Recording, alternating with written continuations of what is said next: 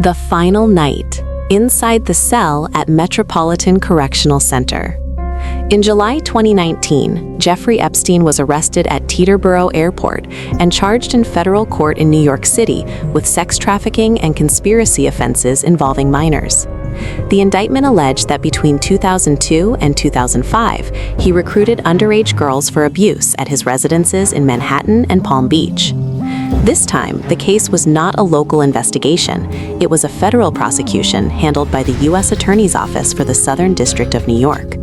Bail was denied after prosecutors argued he posed a flight risk and a danger to the community, citing his wealth, private aircraft access, and international connections. He was remanded to the Metropolitan Correctional Center, a lower Manhattan federal detention facility that housed high-profile defendants awaiting trial. The building, concrete and windowed with narrow slits, stood only miles from Wall Street, yet inside it operated under strict confinement protocols. On July 23, 2019, Epstein was found on the floor of his cell with marks on his neck in what officials initially described as a possible suicide attempt. He was placed on suicide watch, a status that typically involves constant monitoring and removal of items that could be used for self-harm. Days later, he was reportedly taken off suicide watch and returned to a special housing unit. On the night of August 9, 2019, Epstein was housed in a cell in that unit. According to later reports, 2 correctional officers were assigned to monitor the area. Surveillance systems in the vicinity were later reported to have malfunctioned.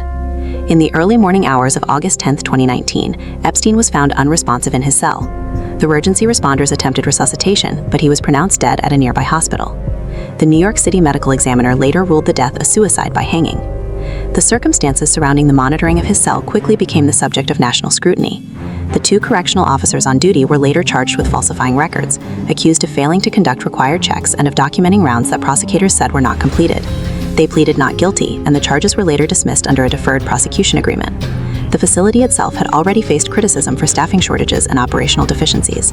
Epstein's death triggered investigations by the Department of Justice's Office of Inspector General, which later issued a report identifying serious procedural failures, including chronic staffing issues and lapses in required supervision protocols. Public reaction was immediate and polarized. Some accepted the official ruling. Others questioned how a high-profile federal detainee facing decades in prison could die under watch.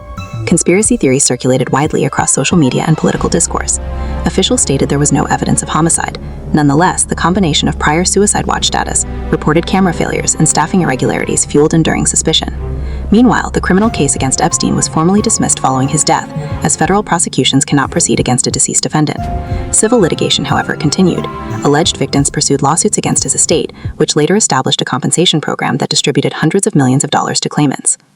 The building at 150 Park Row remained standing long after the headlines moved on. Inside, the cell where Epstein spent his final hours became a focal point in discussions about detention standards, accountability, and institutional oversight. His death did not conclude the broader legal consequences of the case. Instead, it shifted attention toward associates, including Ghislaine Maxwell, who was later arrested, tried, and convicted on federal charges related to recruiting minors. The final night inside the Metropolitan Correctional Center became more than a moment in a criminal timeline. It became a symbol of unresolved questions about supervision failures, systemic weaknesses, and the limits of public trust in custodial institutions.